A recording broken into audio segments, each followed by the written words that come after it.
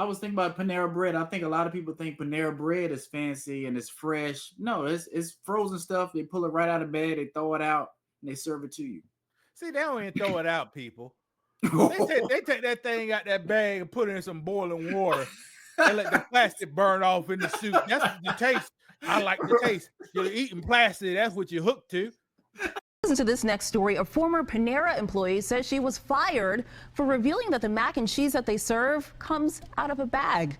Yeah, it happened after the employee posted this video on the app TikTok. The video went viral and Panera was not happy about it. Some Panera lovers say they aren't upset about the prepackaged mac and cheese. Others say they're not surprised. A Panera spokesperson says the company does freeze its soups as well as its mac and cheese to avoid using certain preservatives. You say eating plastic. Let's pray that they're not doing that. But yeah, are people rushing and trying to thaw stuff out quick? Yeah, they are. Proof in point. Brandon said the best water is the spigot water. Why? Because he's tasting the plastic in the hose. He likes is that why we like the taste of spigot water? Yes. Okay. Fair enough. Because it does taste better. Yeah, I love it. No, I love it. The plastic in the hose he tasted. He just didn't know that. People just don't know that. No, we don't know that. Most people don't know that.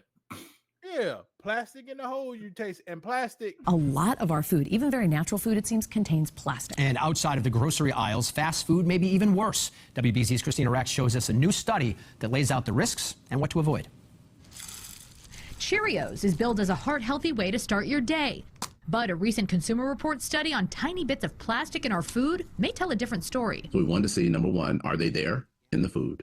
And number two, what were the concentrations? The nonprofit consumer organization tested 85 different food products for the plastics known as phthalates, and the results were concerning. Of the 85 different products that we tested, only one had 0 phthalates in them. The so-called heart-healthy Cheerios from General Mills had nearly 11,000 nanograms of phthalates per serving. However, it was far from the worst offender. Many fast foods wore that crown. Burger King's Whopper with cheese had more than 20,000 nanograms, and Wendy's crispy chicken nuggets had nearly 34,000 nanograms per serving. We also say reduce or totally avoid fast food, because in our article it shows that the fast food was particularly high in plasticizers. A meal typically eaten by children actually topped the list. Annie's organic cheesy ravioli, another General Mills food, had more than 53,000 nanograms per serving.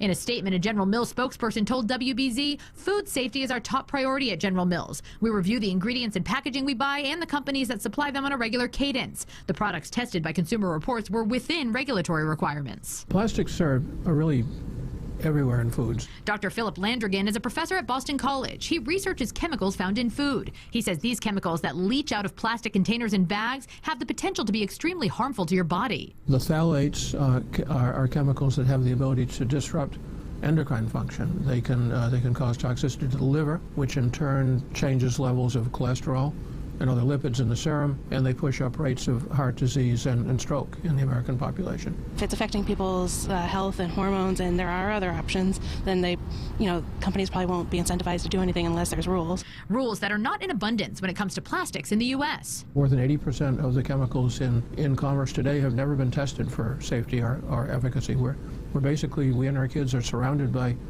chemicals whose hazard is simply not known. That's why we have called on the FDA, for instance, for a total ban of any phthalates or phthalate substitutes for these plasticizers. Just ban them. Still, there are... Brandon, they had to quit making car dashes out of plastic. And why is that? Because when the sun, you used to burn up, ripped up. Yeah. Ain't you remember that? Yeah. What you think will plastic do this in the regular? they got a thing said black plastic, deadly. A new study finds that some black-colored plastic used in everyday household items contains high levels of toxic flame retardants. Now, this happens specifically in recycled black plastics because they're mixed in with electronic plastics containing flame retardants. And when they're turned into consumer goods like spatulas or takeout containers, those toxic chemicals remain.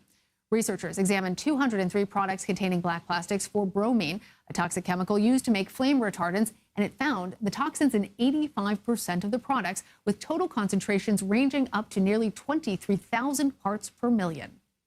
Dr. Leonardo Trisande joins us now. He's a professor of pediatrics and population health at NYU Langone Health. Doctor, good to have you with us. Talk to us about how big of a concern exposure is to these types of chemicals. Is there a safe level of bromine in plastics? Well, it's easier to recycle this particular color of plastic because it mixes more readily and allows for a final product. But the problem is that these particular plastics that make it recyclable are coming from electronics. And these electronics have flame retardants added in them to prevent them burning up.